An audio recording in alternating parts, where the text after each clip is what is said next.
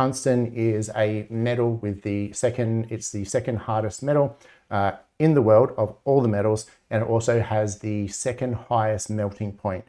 You need to get close to the temperature of the surface of the sun to melt it. So just those two characteristics alone tell you a lot about why it's so important to defense. Now, it's also super critical to industrial manufacturing as well.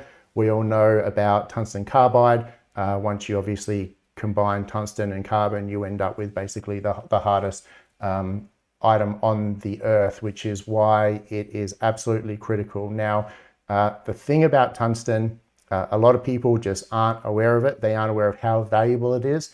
And they also aren't aware of how rare it is. Tungsten is truly a rare mineral. The tungsten deposits globally relative to other metals such as copper and so forth are very quite small. There are no enormous, huge, massive, Olympic dam tungsten deposits. They just don't exist. And this is one reason as well why tungsten is so rare. Now, it's critical for defense and for heavy industry, like I just mentioned, because of the properties of the metal. And the other thing to understand about tungsten is that 83% of the tungsten mining and production of tungsten is done from China, right? So China controls the supply, again, as we see with rare earths and many other commodities.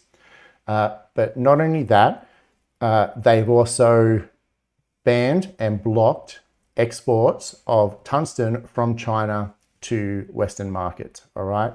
That just gives you an idea of, one, the importance of the commodity and the importance to control it, but also the demand for it. If there was excess tungsten available, you wouldn't be, trying to block exports. You'd be trying to sell it as much as you can and profit off it. But China has absolutely banned exports of tungsten to the West. And the main reason for that is because China is also the largest importer of tungsten.